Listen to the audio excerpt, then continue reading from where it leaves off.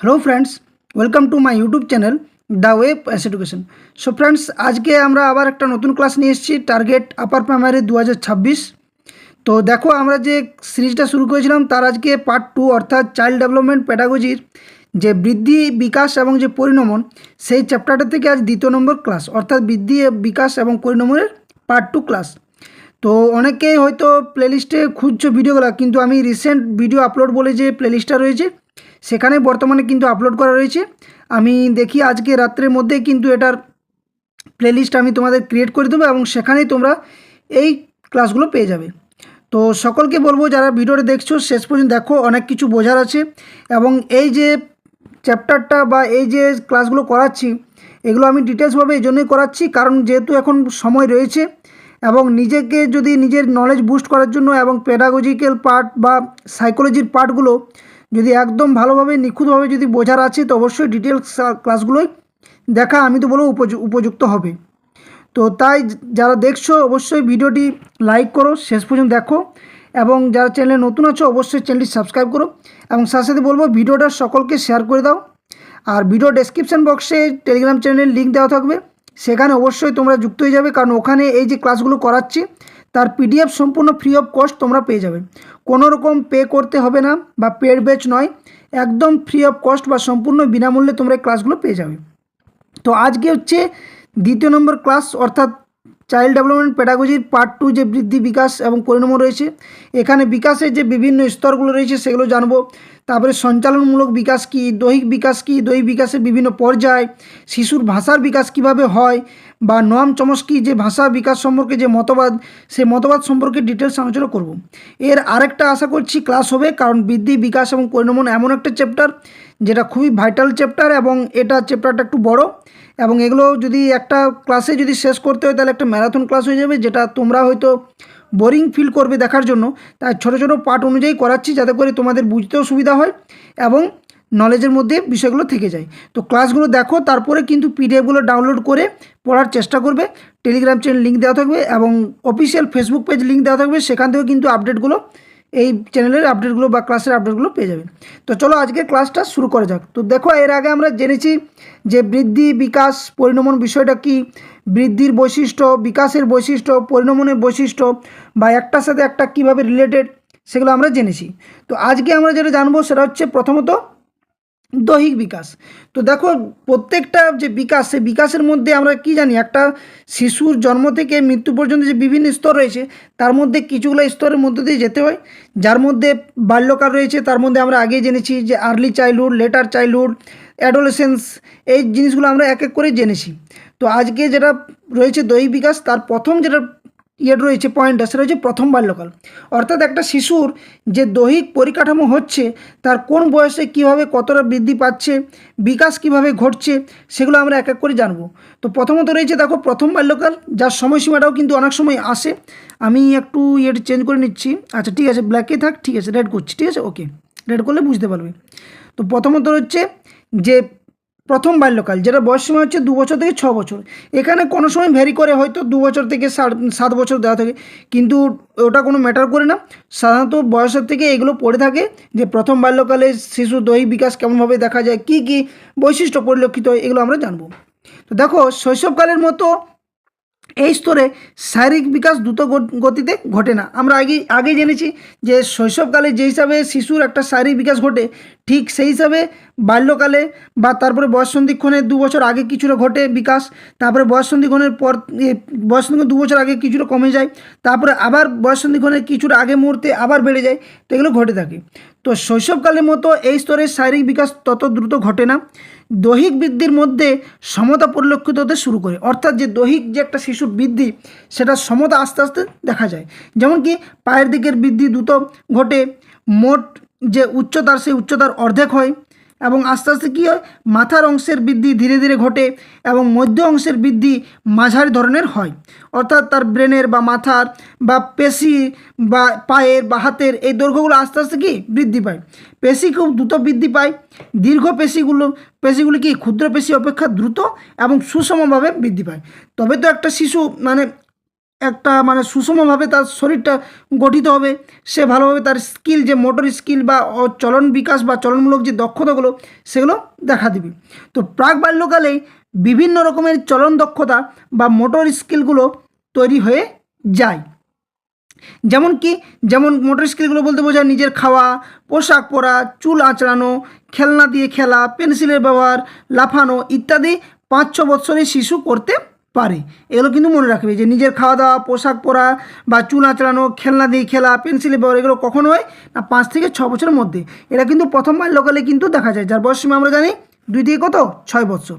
তো এর মধ্যে কিছুগুলো পয়েন্ট আছে, যেমন কি হয় 2 থেকে 6 বছরের মধ্যে যে প্রথম যে 2 বছরের মধ্যে, তো 2 বছরের শিশু সাহায্য ব্যতি রেখে অর্থাৎ কারো সাহায্য ছাড়াই হাঁটতে, দৌড়াতে, লাফাতে, নকল করতে, নিজেকে চিনতে পারে এবং রং বুঝতে পারে। এটা হচ্ছে বাল্যকালের বা প্রথম বাল্যকালের যে 2 বছর পর্যন্ত শিশুর এই বৈশিষ্ট্যগুলি দেখা যায়।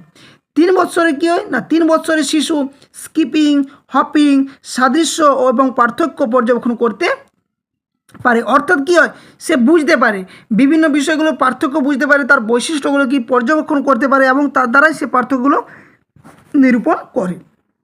নেক্সট আবার 4 থেকে 5 বছর কি দেখা যায় না 4-5 বছরের শিশু স্বাধীন এবং সক্রিয়ভাবে চলাফেরা করতে পারে। অর্থাৎ সে নিজের মতো আপন মনে চলতে পারে, সঙ্গীতের তালে তালে নাচতে পারে, বিভিন্ন রঙের নাম করতে পারে, রং এবং আকৃতির মিলন বা ম্যাচ ঘটাতে পারে। তো তোমরা যাদের বাড়িতে শিশু রয়েছে তারা অবশ্যই যদি লক্ষ্য করো এই বৈশিষ্ট্যগুলো তোমরা কিন্তু তাদের মধ্যে দেখতে পাবে। এরপর নেক্সট যে স্তর সেটা হচ্ছে খ নম্বর কী রয়েছে উত্তর বাল্যকাল বা পরবর্তী বাল্যকাল, যার বয়সের সময়সীমা হচ্ছে কত 6 বৎসর থেকে 11 বৎসর। দেখো কি রয়েছে যে এখানে কি দেখা যায় না জীবন বিকাশের এই স্তরটি অনন্য স্তর বলে বিবেচিত হয়। কারণ কেন বিবেচিত হয়, কারণ এখানে কী হয় আকারে ও ওজনে মস্তিষ্ক প্রাপ্তবয়স্কদের মতো হয়ে যায়। প্রশ্ন পড়ে যে একটা শিশুর তার মস্তিষ্কর যে ওজন বা আকার সেটা কখন হয়ে যায় প্রাপ্তবয়স্কদের মতো না কি পরবর্তী বা উত্তর বাল্যকালের সময়। সবচেয়ে ভালো স্বাস্থ্য এই বয়সেই কিন্তু দেখা যায়। এগুলো ইম্পর্টেন্ট পয়েন্ট এবং এগুলোর থেকে তুমি নিজের পেডাগজিক্যাল পার্টগুলো বা যদি ধারণা অর্জন করতে পারো তাহলে সিডিপি থেকে যে 30-এ 30 নাম্বার তোমার উঠাতে কিন্তু কেউ আটকাতে পারবে না। আর আমি এটা শিওর দিয়ে বলছি যে আমি যেহেতু সিডিপি ক্লাস শুরু করেছি, এরপর এসএসটি যে সাবজেক্টগুলো বা ম্যাথ বা ইংরেজি বা বাংলার যে পেডাগজিক্যাল পার্ট বা কিছু কন্টেন্ট পার্টগুলো সেগুলো আমি এক এক করে নিয়ে আসবো। তাই চ্যানেলের পাশে থাকো, চ্যানেলটিকে গ্রো করার চেষ্টা করো। একটা ছোট চ্যানেল কিন্তু আমি সাহায্যের জন্য তোমাদের হাত যেমন বাড়িয়ে দিয়েছি, চ্যানেলের পাশে থেকে অবশ্যই চ্যানেলটি সাবস্ক্রাইব করতে কেউ ভুলো না। তো দেখো কার্যাবলীর বৈচিত্র্য ও পরিমাণ পূর্বের থেকে কী হয় অনেক বেশি হয়ে যায়, যে আগের স্তরে যেটা দেখলাম তার থেকে বেশি হবে। এমনকি পরবর্তী স্তরেও এত কিন্তু দেখা যায় না যেটা এই মুহূর্তে দেখা যায়। এই বয়সে সহ্য শক্তি এবং সজীবতা বৃদ্ধি পায়। অর্থাৎ একটা শিশুর মধ্যে যে সহ্য শক্তির ক্ষমতা, সজীবতা বৃদ্ধি পায়, সহজে ক্লান্ত হয় না, অর্থাৎ একদম কী হয় অ্যাক্টিভনেস যে মনোভাব সেটা খুব বেশি থাকে। এই বয়সে বালক বালিকাদের পরিবারের বাইরে একটা জীবন তৈরি হয়। স্বাভাবিক আগ্রহ বয়স্কদের প্রভাবমুক্ত হতে চায়। মানে কি এখানে সে নিজের দলের মধ্যে থাকার চেষ্টা করে, সে তার বন্ধু বান্ধবদের সাথে মিশতে ভালোবাসে, পাড়া প্রতিবেশীর যে ছেলে মেয়েগুলো যারা রয়েছে বন্ধু বান্ধব তাদের সাথে সে থাকার বেশি চেষ্টা করে, বাড়ির বাইরে থাকার চেষ্টা করে। ওকে, আশা করছি বুঝতে পারছো। অবশ্যই কমেন্ট করে জানাও যে ক্লাসগুলো কেমন লাগছে এবং যদি বলো প্রশ্ন উত্তর সেই আকারেও কিন্তু থাকবে, কিন্তু আমি বলবো ডিটেলস ক্লাসগুলো প্রথমে দেখো, তারপর অবশ্যই বিভিন্ন টেটের বা টিচিং রিলেটেড যে এক্সাম সিটেট, ডাব্লিউবি টেট বা ইউপি টেট বা আপার প্রাইমারি টেট বা স্টেট যে সমস্ত এক্সামগুলো হয়ে থাকে বা ঝাড়খণ্ড টেট এর প্রিভিয়াস ইয়ার প্রশ্ন উত্তরগুলোও কিন্তু আমি এক এক করে করাবো। ওকে, উত্তর বাল্যকালে দৈর্ঘ্য ওজন বৃদ্ধি ধীরে ধীরে হয়। বালিকারা দৈহিক বিকাশে 2 বছর এগিয়ে থাকে কাদের তুলনায়, এই বালকদের তুলনায়। শৈশবের দাঁত ভেঙে যায় এই সময়, খেয়াল রাখবে উত্তর বাল্যকালে বা পরবর্তী বাল্যকালে। স্থায়ী দাঁত তৈরি হয়, মুখমণ্ডলের পরিবর্তন ঘটে, কপাল চড়া হতে শুরু করে, নাক তীক্ষ্ণ হয়, মুখ বিস্তৃত হয় এবং খেলার মাধ্যমে চলন দক্ষতার বিকাশ ঘটে বা দেখা যায়। ওকে, এরপর নেক্সট গ নম্বর হচ্ছে বয়স সন্ধিক্ষণ, যেটা বয়সসীমা 12 বছর থেকে 20 বছর বা কোথাও 16 বছর বা 18 বছরও দেওয়া থাকে। তো বয়স সন্ধিক্ষণের কিশোরদের দেহে ব্যাপক দৈহিক পরিবর্তন ঘটে, অবশ্যই দেখা যায়। এটা তোমরা পরিলক্ষিত করবে, যারা ক্লাসগুলো দেখছো অবশ্যই তোমরা এই বিষয়গুলো বুঝতে পারবে। কি করে না যা তাদের আচরণকে বিশেষভাবে প্রভাবিত করে। 13 থেকে 17 বৎসর বয়সের মধ্যে গড়ে 15 বৎসর বয়সে উচ্চতা হঠাৎ যেন বৃদ্ধি পায়, হঠাৎভাবে উচ্চতাটাও বৃদ্ধি পেতে শুরু করে। উচ্চতার ক্ষেত্রে লিঙ্গগত পার্থক্য দেখা যায়। লিঙ্গগত বলতে কি, ছেলে মেয়েদের মধ্যে, বালক বালিকাদের মধ্যে। তাহলে কিশোরদের থেকে কিশোররা উচ্চতা এবং ওজনে ছাপিয়ে যায়, অর্থাৎ মেয়েদের থেকে ছেলেদের উচ্চতা ওজন বৃদ্ধি পেতে শুরু করে। কিশোরদের গলার স্বরের পরিবর্তন ঘটে, গলার স্বর মোটা ও কর্কশ হয়ে যায়, অর্থাৎ ছেলেদের কি গলার আওয়াজটা ভয়েসটা একটু মোটা, এবং কিশোরীদের কি হয় গলার স্বর ধীরে ধীরে সরু হয়ে যায় এবং মধুর হয়। তার জন্যই তো মেয়েদের করা গানগুলো কি শুনতে আমাদের খুব ভালো লাগে, লাগে তো। তো এটা ছিল দৈহিক বিকাশের মূল যে বৈশিষ্ট্য বা দৈহিক বিকাশ কীভাবে ঘটছে বা কোন বয়সে দৈহিক মানে জীবনের যে শিশুদের বা একটা মানুষের যে বিভিন্ন বয়সের সময়সীমার মধ্যে দৈহিক বিকাশ কেমনভাবে কি ঘটছে সেটা আমরা আলোচনা করলাম। এরপর আসছে সঞ্চালনমূলক বিকাশ, অর্থাৎ মোটর ডেভেলপমেন্ট বলা হয়। এখান থেকে কিন্তু প্রশ্ন ডাব্লিউবি টেটও এসছে, আপার প্রাইমারি টেটও এসছে, সি টেটও এসছে, বা সিডিপি থেকে যে প্রশ্নগুলো আসা দরকার এখান থেকেও কিন্তু আসে। তো সঞ্চালনমূলক বিকাশের মধ্যে কী রয়েছে দেখো না, শিশুর সঞ্চালন বিকাশ বলতে বোঝায় তার শক্তি এবং গতির বিকাশ এবং কত নিখুঁতভাবে সে তার হাত, পা ও শরীরের অন্যান্য পেশি ব্যবহার করতে পারছে, সেটা হচ্ছে এই সঞ্চালনমূলক বিকাশ। অর্থাৎ তার শরীরের অঙ্গ প্রত্যঙ্গের যে নড়াচড়া বা তার কীভাবে তার শরীর চর্চার মধ্য দিয়ে বা অনুশীলনের মধ্য দিয়ে সে কত নিখুঁতভাবে সেগুলো ব্যবহার করতে পারছে বা প্রয়োগ করতে পারছে, সেটা হচ্ছে সঞ্চালনমূলক বিকাশ বা মোটর ডেভেলপমেন্ট। শিশুর সামগ্রিক বিকাশে সঞ্চালন বিকাশ বিশেষভাবে গুরুত্বপূর্ণ স্থান গ্রহণ করে। সঞ্চালনের বিকাশ শিশুর মানসিক বিকাশের সঙ্গে যুক্ত, একদম ঠিক। কারণ একটা শিশু খেলাধুলা করবে, তার যে শারীরিক গঠনের যে বিভিন্ন অঙ্গ প্রত্যঙ্গে যে সঞ্চালন ঘটাবে, সেক্ষেত্রে তার মানসিক দিকটারও একটা প্রভাব ফেলে এবং একে অপরের সাথে তার জন্য সম্পর্ক যুক্ত। কারণ আমরা আগে জানি যে বিকাশের বিভিন্ন স্তর বা পর্যায়গুলো একটার সাথে আরেকটা রিলেটেড রয়েছে। শিশু তার বৌদ্ধিক কৌতূহল নিবারণের জন্য সঞ্চালনমূলক কার্যাবলীর সাহায্যে অনেক পরীক্ষা নিরীক্ষা, নিয়ন্ত্রণ আবিষ্কার করার চেষ্টা করে। শিক্ষার ক্ষেত্রেও সঞ্চালনমূলক বিকাশের বিশেষ ভূমিকা দেখা যায়। এগুলো কিন্তু জানা দরকার যে শিক্ষার ক্ষেত্রে কেমন ভূমিকা থাকা দরকার, বা তুমি অ্যাজ এ টিচার হিসেবে কেমনভাবে শিশুদেরকে সঞ্চালনমূলক বিকাশে দক্ষ করে তুলবে বা অনুশীলন করাবে, এগুলো থাকে। তো একটি শিশু হয়তো বৌদ্ধিক দিক থেকে খুব অগ্রসর, কিন্তু সঞ্চালনগত বৈশিষ্ট্যে দুর্বল, অর্থাৎ হয়তো তার বৌদ্ধিক বা মানসিক দিকটা তার ঠিক আছে, কিন্তু তার যে নড়াচড়া বা খেলাধুলা করার একটা যে মানসিকতা বা কেমনভাবে তার শরীর চর্চা করবে, অনুশীলন করবে, সেগুলো কিন্তু তার মধ্যে ততটা দেখা যায় না বা দুর্বল হয়। অপর একটি শিশু হয়তো বাচনিক বুদ্ধির দিক থেকে দুর্বল, অর্থাৎ তার মানসিক দিকটা বা বৌদ্ধিক দিকটা কম, কিন্তু সঞ্চালনমূলক কার্যাবলীর ক্ষেত্রে খুব দক্ষ, যার ফলে বৌদ্ধিক শিক্ষা ব্যতীত অন্যান্য শিক্ষণের ক্ষেত্রে প্রথমোক্ত শিশুটি দ্বিতীয় শিশুটি থেকে অনেক বেশি সফল। হয়তো বৌদ্ধিক দিক থেকে প্রথম শিশু দ্বিতীয় শিশুটি সফল হবে, কারণ কি, কারণ তার সঞ্চালনমূলক বিকাশগুলো দ্রুততার সাথে ঘটছে। ওকে, এরপর আমরা জানবো সঞ্চালনমূলক বিকাশের বৈশিষ্ট্য, অর্থাৎ ক্যারেক্টারিস্টিক্স অফ মোটর ডেভেলপমেন্ট। ওকে, তো দেখো সঞ্চালনমূলক বিকাশের কী কী আছে। প্রথমত কী বলছে, সামগ্রিক থেকে বিশেষের দিকে, অর্থাৎ আমি আগের ক্লাসটা যারা দেখোনি অবশ্যই দেখবে যে সামগ্রিক বিকাশ সামগ্রিক থেকে বিশেষ দিক কীভাবে যাচ্ছে। যেমন পুরো হাত প্রথমে ক্রিয়াশীল হয়, ক্রমশ কবজি, হাতের সব আঙ্গুল, নির্দিষ্ট আঙ্গুল ইত্যাদি ক্রিয়াশীল হয়। দেখবে একটা শিশু যখন একটা তুমি বল ছুঁড়ে দিবে, তোমার বাড়ির কেউ যদি আছে কোনো শিশু বা দেখবে পাড়া প্রতিবেশীর মধ্যে, তাদেরকে যখন একটা বল ছুঁড়ে দেবে, সে পুরো হাত দিয়ে ধরার চেষ্টা করে। তারপর কি, সে হয়তো দুটো আঙুল দিয়ে ধরার চেষ্টা করে, চারটা আঙুল দিয়ে হয়তো ধরবে, তারপর হয়তো দুটো আঙুল দিয়ে ধরার চেষ্টা করবে, তারপর সে ভালোভাবে ছুঁড়তে পারবে, ভালোভাবে বলটা ক্যাচ করতে পারবে। তো এগুলো দেখা যায়, অর্থাৎ সামগ্রিক থেকে একটা বিশেষ বা নিখুঁতের দিকে সে যাচ্ছে বা একদম সঠিকভাবে সে সঞ্চালন বিকাশ ঘটাতে পারছে, বা পেশির বা হাতের যে বা শরীরের যে অঙ্গ প্রত্যঙ্গে সেই বিশেষ বিশেষ দিকগুলোর প্রতি সে আকর্ষিত হয়ে তার সক্রিয়তা দেখাচ্ছে বা কাজটা করতে পারছে। 2 নম্বর কী বলছে, ছোট পেশির থেকে বড় পেশির সঞ্চালন তাড়াতাড়ি হয়। এটা আমরা আগে জেনেছি। পেশির সঞ্চালনমূলক বিকাশ একইভাবে হয়, অর্থাৎ সঞ্চালনমূলক যে পেশির যে বিকাশগুলো ঘটছে সেটা কিন্তু একইভাবে হতে থাকে।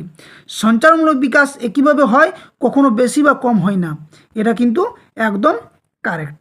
ওকে, এরপর আমরা জানবো সঞ্চালনমূলক বিকাশের যে বিভিন্ন আমরা যেমন জানলাম দৈহিক বিকাশের যে বিভিন্ন সময়গুলো বা পর্যায়গুলো বা বয়স সীমাগুলো, সেই একই হিসাবে আমরা জানবো এখানে যে সঞ্চারমূলক বিকাশ, যেমন শৈশবকাল 0 থেকে 2 বছর। তো এখানে কি হয়, জন্মের পর কি হয়, শিশু চোখ বোঝাতে পারে, হাত পা নাড়তে পারে। এগুলো কিন্তু মাস্ট দরকার, এগুলো কিন্তু প্রশ্ন আসে যে জন্মের পর শিশু কী করতে পারে, চোখ বোঝাতে পারে এবং হাত পা নাড়ে। 2 মাসের সময় ঘাড় শক্ত হয়, বিছানায় শুয়ে মাথা তুলতে পারে। দেখবে আমরা 4-5 মাস যখন বসে তখন কী বলে যে ঘাড়টা ঠিক হিসেবে সোজা হয়নি, তার মাথাটা ধরে রাখবা, ঘাড়টা ধরে নাক, এটা করি তো আমরা ঠিক। 4 মাসে সাহায্য পেলে সে বসতে পারে। 6 মাসে নিজে বসতে পারে, ঝোলানো জিনিস ধরতে পারে। ঠিক তো, আমরা যখন মুখে ভাত করি দিই শিশুদেরকে, তখন কী হয়, 6 মাস বয়স বা 7 মাস বয়সে দিই, তখন কী হয়, সে আস্তে আস্তে বসতে পারে, নিজে ঝোলানো জিনিস ধরতে পারে। 8 মাসে কী হয়, ধরে দাঁড়াতে পারে। 9 মাসে কী হয়, হামাগুড়ি দিতে পারে। 10 থেকে 11 মাসে কী দেখা যায়, অন্যের হাত ধরে দাঁড়াতে পারে।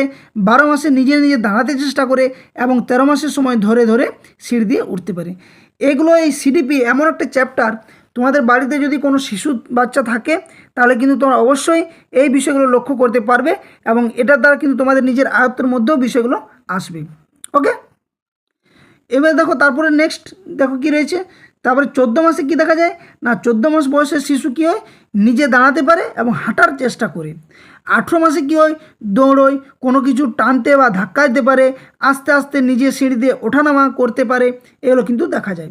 2 বছর কী হয়, বেশি দৌড়াদৌড়ি করে তবে গতি নিয়ন্ত্রণ করতে পারে না। দেখো না, অনেক সময় কী হয়, শিশু দৌড়াতে পড়ে যায়, অর্থাৎ সে নিয়ন্ত্রণ আনতে পারে না, তার গতির মধ্যে সে নিয়ন্ত্রণ আনে না, এদিকে ওদিকে ছুটে বেড়ায়। ছোটো ছোটো জিনিস দিয়ে একটির উপর একটি সাজাতে পারে, লম্বি লাইন টানতে পারে, কিন্তু অনুভূমিক লাইন টানতে পারে না, এগুলো কিন্তু দেখা যায় তার মধ্যে। ওকে, নেক্সট তারপরে কি, সঞ্চারমূলক বিকাশের দ্বিতীয় যে স্তরটা রয়েছে, প্রথম বাল্যকাল 2 বছর থেকে যেটা 6 বছর। এখানে কি হয়, 2 বছরের শিশু কি করে, বৈপরীত্য লক্ষ্য করা যায়, যেমন কি করা উচিত কি করা উচিত নয় তা ঠিক করতে পারে না।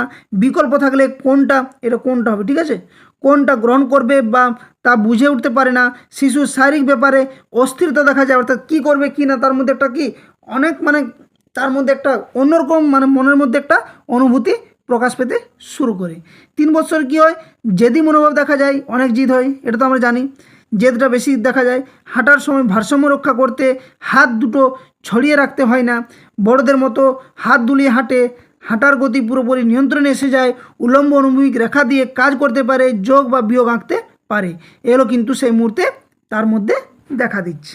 ওকে, এবার 4 বছর বয়সে তখন কী হবে, তারপরে আবার এগুলো কিন্তু পয়েন্টগুলো দেখো, কেউ কিন্তু কোনোভাবেই নিজের মধ্যে এটা বোধ করবে না যে কি স্যার পড়াচ্ছেন বা এগুলো আদৌ পড়বে কি না। তোমরা প্রিভিয়াসের ঘাটো বা দেখো, প্রশ্ন উত্তর আলোচনা করো বন্ধুদের সাথে বা ক্লাসগুলো দেখো, বইগুলো পড়ো, বুঝতে পারবে। আমি তোমাদের একটা সিলেবাসে বলেছিলাম বুক লিস্ট, তো ওটা আমার দেওয়াটা হয়নি, অবশ্যই আমি আজকে কি কালকের মধ্যে ওটা আপলোড করে দেবো এবং একদম ডিটেলসভাবে সিলেবাসে যে কোন কোন বইগুলো পড়লে ভালো হবে সেটা আমি তোমাদের বুঝিয়ে দেবো। ওকে, এবার হচ্ছে 4 বছর বয়সে গিয়ে খুব ছুটাছুটি করে, প্রাণচাঞ্চল্যে ভরপুর, লাফাতে স্কিপিং করতে পারে, আগের সঞ্চারমূলক আচরণ পরিণত হয়। 5 বছর বয়সে কী দেখা দেবে, পেশি নিয়ন্ত্রণে আসে, খেলায় বড়দের সাহায্যের প্রয়োজন হয় না, বল ধরা বা ছোড়া ইত্যাদি পারে, বোতাম লাগানোর কাজ করতে সক্ষম হয়, ছবিতে রং লাগানোর সময় রং ছবির বাইরে যায় না, ছোট ছোট যন্ত্রের ব্যবহার করতে পারে, এগুলো কিন্তু একটা শিশুর মধ্যে দেখা যায় 5 বছর বয়সের সঞ্চারমূলক বিকাশে। ওকে, নেক্সট আসছে এবারে পরবর্তী বাল্যকাল, যার সময়সীমা আছে 6 বছর থেকে 12 বছর। কায়িক পরিশ্রমের ক্ষমতা বৃদ্ধি পায়, অর্থাৎ কাজ করার, দৈহিক শক্তি বৃদ্ধি পায়, ক্লান্তি পরিরোধ ক্ষমতা তার মধ্যে দেখা দেয়, অর্থাৎ কি তার ক্লান্তি যে দূর করতে সেটা সে পারে। 9 থেকে 11 বছর বয়সের বালকদের চূড়ান্ত গতিশীলতা দেখা যায়, তারা হাঁটে না, সর্বদা দৌড়ায়, সর্বদা অধিক পরিশ্রমের কাজ সে করার কি করে চেষ্টা করে।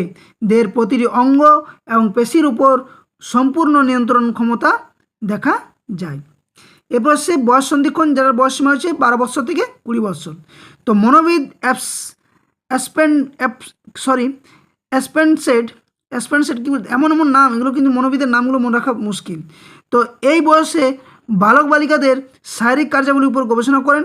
তিনি সঞ্চারমূলক কাজে বালক বালিকাদের মধ্যে যথেষ্ট পার্থক্য প্রমাণ করেন। অবশ্যই বালক বালিকাদের মধ্যে সঞ্চারমূলক বিকাশের পার্থক্য অবশ্যই থাকবে। যেসব কার্যে পেশি শক্তির বেশি প্রয়োজন, অর্থাৎ কাজের বেশি দরকার হয় বা বেশি শক্ত বা কষ্টকর কাজ হয়, সেগুলো কী হয়, বালকেরা বালিকাদের তুলনায় অনেক ভালো ফল করে বা এগিয়ে থাকে। বালকেরা শারীরিক কার্যাবলীর প্রতি আগ্রহ দেখায় এবং বালিকারা এসব বিষয়ে কম আগ্রহ দেখায়। তিনি আরও মন্তব্য করেন, এই পার্থক্য লিঙ্গগত পার্থক্যের কারণে নয়, এর কারণ হলো বালিকাদের আগ্রহ, অভিজ্ঞতা এবং অনুশীলনের অভাব, অর্থাৎ বালিকাদের থেকে বালকরা। কিন্তু ব্যতিক্রম রয়েছে অবশ্যই, কারণ অ্যাথলিট যারা রয়েছে তারা দেখবে আমাদের সাধারণ ছেলেদের থেকেও কিন্তু তারা অনেক বেশি কর্মক্ষম হয়ে থাকে, বা কার্যত তাদের মধ্যে অনুশীলনের যে প্রভাব সেটা বেশি দেখা যায়, ফলে তারা আমাদের থেকে অনেক কাজ করার আগ্রহটা অনেক বেশি এবং এগিয়ে থাকে। এই সঞ্চালন ক্ষমতার বিকাশ অন্যান্য ক্ষেত্রে প্রভাব বিস্তার করে। ওকে, তো এই ছিল তোমাদের মোটর স্কিল ডেভেলপমেন্ট বা সঞ্চারমূলক বিকাশ। এবার হচ্ছে সঞ্চারমূলক বিকাশে বা শারীরিক ও সঞ্চালনগত বিকাশ ও শিক্ষকের কর্তব্য কী হওয়া উচিত। তো একজন শিক্ষকের অবশ্যই কিছু কর্তব্য রয়েছে, কারণ একটা শিশুকে তুমি যখন পাঠদান করাবে বিদ্যালয়ে, পাঠদানের সাথে সাথে এই দক্ষতাগুলো কীভাবে বিকশিত করতে পারা যায় সেগুলো তোমার মনে রাখা দরকার, বা সেদিকে তোমার পর্যবেক্ষণ করা দরকার, বা সেগুলোকে তোমার উন্নত করা দরকার শিশুদের মধ্যে। তাই এই কর্তব্যগুলো অবশ্যই জানা উচিত। তো কী করতে হবে? শিক্ষকের কর্তব্য হলো দৈহিক ও সঞ্চালনের বিকাশে সাহায্য করা, দেহচর্চার সুযোগ, অঙ্গুলি সঞ্চালনের প্রয়োজন এমন সব হাতের কাজ, যোগাসন ইত্যাদি সুযোগ সৃষ্টি করতে হবে শিক্ষার্থীদের মধ্যে। ঠিক তো? 2 নম্বর কি, যথাযথ দৈহিক ও সঞ্চালনের বিকাশ না হলে তার প্রতিকারের ব্যবস্থা গ্রহণ করতে হবে। শিক্ষক নিজে তার অভিজ্ঞতাকে কাজে লাগাতে পারেন অথবা চিকিৎসকের নিকট প্রেরণ করতে পারেন। 3 নম্বর কি, উপযুক্ত শিক্ষাদান ব্যবস্থা করতে হবে। শারীরিক ও সঞ্চালনের বিকাশের স্তর অনুযায়ী পাঠক্রমিক ও সহপাঠক্রমিক যে কার্যাবলী সেগুলো কিন্তু বিন্যাস করতে হবে। অর্থাৎ শুধুমাত্র যে বইয়ের মধ্যে মুখ গুজে রাখলো বা বইয়ের মধ্যেই সে পড়ে থাকলো সেটা নয়, তার সাথে সাথে তার যে অনুশীলন, তার ব্যায়াম, শরীরচর্চা, এগুলো স্তর প্রতি শিক্ষককে মনে রেখে সেগুলো চর্চা করানো দরকার। অর্থাৎ সহপাঠক্রমিক যে কার্যাবলী বিদ্যালয়ের বা শ্রেণীকক্ষের যে বাইরের যে কাজ সেগুলো তাদেরকে করাতে হবে। নেক্সট 4 নম্বর কি, বৃহৎ পেশিগুলি অনুশীলনের ব্যবস্থা করতে আউটডোর গেম যেমন ফুটবল, ক্রিকেট, হাডুডুডু, কাবাডি, দোলনা চড়া, জিমনাস্টিক ইত্যাদিরও কিন্তু ব্যবস্থা প্রয়োজন দরকার বা করে দিতে হবে। তাছাড়া 5 নম্বর কি বলছে, ছোট পেশিগুলি অনুশীলন ও সূক্ষ্ম কাজের জন্য ইনডোর গেম যেমন ক্যারাম, মাটির কাজ, বালির কাজ, পরিত্যক্ত জিনিস দিয়ে নতুন নতুন জিনিস তৈরি করার সুযোগ করে দিতে হবে। ওকে, তো এটা ছিল তোমার মোটর ডেভেলপমেন্ট বা শারীরিক চলন বিকাশ। এরপর আমরা আরেকটা বিকাশ জানবো এবং এটা শেষ টপিক, সেটা হচ্ছে ভাষা এবং বচনের বিকাশ। এরপর আরও কিছু আছে মানসিক প্রাক্ষবিক বিকাশ, ওগুলো আমরা এক এক করে জানবো। তো ভাষা এবং বচনের বিকাশ অর্থাৎ ল্যাঙ্গুয়েজ অ্যান্ড স্পিচ ডেভেলপমেন্ট। তো এখানে কি বলেছে যে বিশ্বদ্রষ্টার অকৃত্রিম সৃষ্টি হলো শিশু। অর্থাৎ শিশু এমন একটা মানে ভগবান বা এই যে বিশ্বকর্তারা সৃষ্টি করেছে তথা মানবিক সত্তার জীবন্ত ক্ষুদ্রতম সংস্করণ হচ্ছে কি এই শিশু। দেহ মনে সর্বদা সে কি পরিবর্তনশীল। এই শিশু ক্রমাগত পরিবর্তনশীল সমাজের সঙ্গে অভিযোজন করে চলেছে। অর্থাৎ সে সমাজের সাথে যেমনই খুশিভাবে হোক সে অভিযোজন করার চেষ্টা করে। আপন প্রকৃতিতে এই শিশু নদীর মতো আপন বেগে পাগল পারা হয়ে চলতে থাকে। অর্থাৎ শিশুর মন কি আমরা বলি কি একটা শিশু মন চতুর্দিকে তার যে চিন্তা, সে নিজের শিশু মনের মধ্যেই সে সীমাবদ্ধ থেকে নিজের জগতে সে বাস করার চেষ্টা করে। অর্থাৎ সে নিজেকে নিজে নিয়েই ব্যস্ত থাকে। ক্রমপরিবর্তনশীল এই সমাজের সঙ্গে সে নিজের খেয়াল খুশিতে ও নিজের ইচ্ছা আগ্রহ অনুসারে মনোযোগী হয়। তখনই সার্থক অভিযোজনের জন্য প্রয়োজন হয় এক অকৃত্রিম ও অদ্বিতীয় মাধ্যম, যার নাম আমরা কি জানি, ভাষা। অর্থাৎ মানব জন্ম নিতে বা যে কোনো এই পরিবেশের মধ্যে সকলেরই ভাষা রয়েছে, কিন্তু প্রাচীন যুগে এই ব্যবস্থা কি ছিল না। এখানে কিন্তু প্রাচীনের সময় যে শিশুর প্রতি যে একটা মনোযোগ বা আগ্রহ সেটা কিন্তু সেই মুহূর্তে ছিল না। কারণ তখনকার সময় যে প্রাচীন শিক্ষা ব্যবস্থা সেটা ছিল শিক্ষক কেন্দ্রিক হওয়া। অর্থাৎ সেখানে শিশুরা ছিল অবহেলিত বা শিশুরা ছিল দ্বিতীয়ত, প্রথমত ভূমিকা গ্রহণ করতো কে এই শিক্ষা ব্যবস্থায়, শিক্ষকেই। অর্থাৎ শিক্ষক যেটা বলতো সেটা ঠিক, কিন্তু তাদের মনের কথা, প্রবৃত্তি, আগ্রহ, প্রক্ষোভ, মনোযোগ, মনের যে আকুলতা, উৎসাহ, উদ্দীপনা কোনো কিছুই মর্যাদা পেত না। গৃহ বা বিদ্যালয় কোথাও শিশু মনের মতো পরিবেশ পেত না। ফলে শিশু মন কী হতো, ফলে শিশু মন বিকাশের কোনো সুযোগ ছিল না। কিন্তু আমরা জানি কি বর্তমান চাইল্ড সেন্ট্রিক এডুকেশন, যার জনককে জ্যাক্স রুসো, ফরাসি দার্শনিক জ্যাক্স রুসো, তিনি কি বলেছিলেন, শিশুকে প্রকৃতির কোলে ছেড়ে দাও, শিশু আপনা আপনি সব শিখে নেবে। সে পড়তে পড়ে গিয়েও তার কোনো কিচ্ছু হবে না, সে সেখান থেকে আবার শিক্ষা পাবে, যে সে পড়ার পরে সেখানে ভালোভাবে যত্ন সহকারে সেখান দিয়ে হাঁটবে বা চলবে বা দৌড়াবে। তাই কি বর্তমানে শিশুকেন্দ্রিক শিক্ষা ভাবনায় শিশুর মূঢ় স্নান মুখ ফুটে উঠেছে ভাষা। সবাক দৃষ্টিতে শিশু আজ মুক্ত জীবনানন্দ। অর্থাৎ এখানে কিছু প্রকৃতির দেওয়া বর্ণনা লাইন দেওয়া রয়েছে। বর্তমান শতাব্দীর শিশুর চোখে তাই সদা সর্বদা কৌতূহলী জিজ্ঞাসা। অর্থাৎ বর্তমান যে শিক্ষা ব্যবস্থা যদি শিশুকেন্দ্রিক না হয়, তাহলে শিশুকে যদি কেন্দ্র করে যদি কোনো কিছু না পাঠদান করা হয়, তাদের প্রতি পাঠ্যক্রমকে নজর রেখে যদি পাঠদান না করা হয়, তাহলে তারা পরাধীনভাবে থাকবে। তাদের শিক্ষার যে একটা স্বাধীনতা সেটা তাদের মধ্যে থাকবে না। তাদের বাচনিক বা ভাষার যে একটা স্বাধীনতা, জিজ্ঞাসা বা কৌতূহলী যে স্বাধীনতা, সেটাও কিন্তু তারা প্রকাশ করতে পারবে না। তাই শিক্ষাবিদ ও মনোবিদগণ শিশুর ভাষার বিকাশকে জীবন বিকাশে একটি গুরুত্বপূর্ণ দিক হিসেবে বিবেচিত বা চিহ্নিত করেছেন। এখানে কি হয়, এখানে যা তার মনের কি বলছে, তার মনের দর্শন রূপে কি হয় প্রকাশিত হয়, এবং সমাজ সংসার থেকে তার সত্তাকে বুঝতে পারে ও চিনতে পারে ও মূল্যায়ন করতে পারে। এবার আমরা জানবো যে একটা শিশুর বয়স বৃদ্ধি অনুসারে শিশুর যে শব্দভাণ্ডার সেটা কেমনভাবে বৃদ্ধি পাচ্ছে। এমন তো নয় যে একটা শিশু জন্মের পরে কথা বলতে শিখলো মানে সে চলো আমি যেমন পড়াচ্ছি তেমনি বলতে পারবে না। তার বিভিন্ন বয়সে তার ভাষার বিকাশ ঘটতে বিভিন্নভাবে হয়। তো এখানে একটা ছোট্ট তালিকা রয়েছে, দেখো। যেমন 1.5 বছর বয়সের সময় কি হয়, 10-12টি শব্দ বলতে পারে। 2.5 বছর বয়সে সে 300টি শব্দ বলতে পারে। 4 বছর বয়সে কি হয়, 4 বছর বয়সের মধ্যে একটা শিশু 5,600টি শব্দ বলতে পারে কম বেশি করে। 5 বছর বয়সে কম বেশি করে 9,600টি শব্দ বলতে পারে। 6 বছর বয়সে কম বেশি করে 14,700টি শব্দ। 7 বছর বয়সে কম বেশি করে 21,200টি শব্দ। 8 বছর বয়সে কম বেশি করে 26,300টি শব্দ, এবং 10 বছর বয়সে কম বেশি করে 38,300টি শব্দ বলতে পারে। তো এইভাবে একটা শিশুর মধ্যে শব্দের ভাণ্ডার দিন দিন বছরের সময়ের সাথে সাথে তার বৃদ্ধি পেতে শুরু করে। এগুলো কিন্তু স্তরগুলো খুবই গুরুত্বপূর্ণ, কারণ এখান থেকেও প্রশ্ন আসে। তো এখানে আমরা কিছু মনোবিদ জানি আমরা, যেগুলো অবশ্যই জানা দরকার, যে ভাইগর্স্কি এবং ভাষার বিকাশ সংবেদন চালকমূলক স্তরের শেষের দিকে ভাষার বিকাশ শুরু হয়। অর্থাৎ ভাইগর্স্কি একজন সমাজতত্ত্ববিদ, তিনি বলেছিলেন কি, যে ভাষার বিকাশ সংবেদন চালক স্তরের শেষের দিকে ভাষার বিকাশটা কিন্তু শুরু হয়। ভাইগর্স্কি মনে করেন শিখন ও বিকাশের মধ্যে ভাষা গুরুত্বপূর্ণ ভূমিকা পালন করে। আমরা জানি যে শিক্ষার জন্য অবশ্যই ভাষা দরকার, এবং ভাষা না জানলে শিক্ষাও কিন্তু আয়ত্তীকরণে আসে না, এবং ভাষা আয়ত্তীকরণে একাধিক তত্ত্ব আছে। যেমন নেটিভিস্ট তাত্ত্বিকগণ, যেমন নোয়াম চমস্কি একজন নেটিভিস্ট, অর্থাৎ যারা ভাষা সম্পর্কে যারা মনোবিদ তারা, এবং এরিক লেনবার্গের মতে শিশুর জন্মগতভাবে ভাষা সংক্রান্ত ক্ষমতার অধিকারী, অর্থাৎ যা ভাষা শিক্ষণে সহায়ক এবং বাধার কারণ। অর্থাৎ ল্যাঙ্গুয়েজ বা ভাষা আমরা এটা আপনি শিখি, এটা আমাদের অর্জন করতে হয় না, কিন্তু অনুকরণ অবশ্যই করি, কিন্তু আপনি আস্তে আস্তে অনুকরণের মধ্য দিয়ে ভাষার বিকাশ হয়। কোনোভাবেই কেউ কিন্তু শিখিয়ে দেয় না। অনুকরণ প্রিয়, কিন্তু ভাষার জন্য বা নিজের মাতৃভাষার জন্য কোনোভাবে শিক্ষার প্রয়োজন হয় না।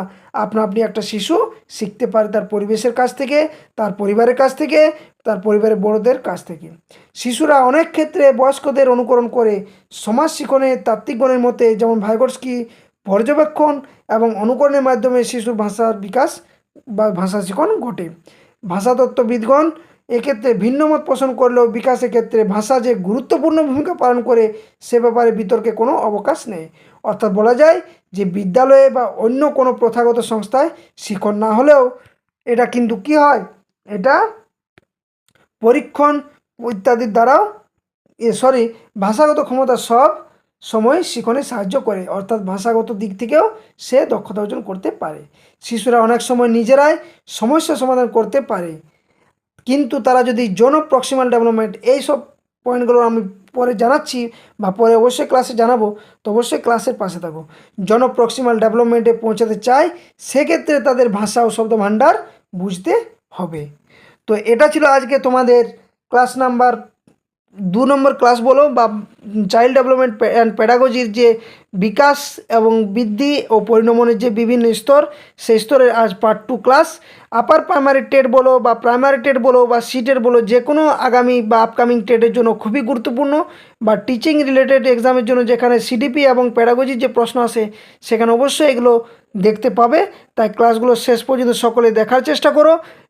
টেলিগ্রাম চ্যানেলে অবশ্যই যুক্ত থাকো। ডেসক্রিপশন বক্সে টেলিগ্রাম চ্যানেল লিঙ্ক দিয়ে দেবো এবং সাথে সাথে বলবো যারা চ্যানেল নতুন আছো চ্যানেলটি সাবস্ক্রাইব করে বেল নোটিফিকেশন অন করো, চ্যানেলের পাশে থাকো এবং প্রত্যেকটা পিডিএফ ফ্রি অফ কস্ট তোমরা টেলিগ্রাম চ্যানেলে পেয়ে যাবে।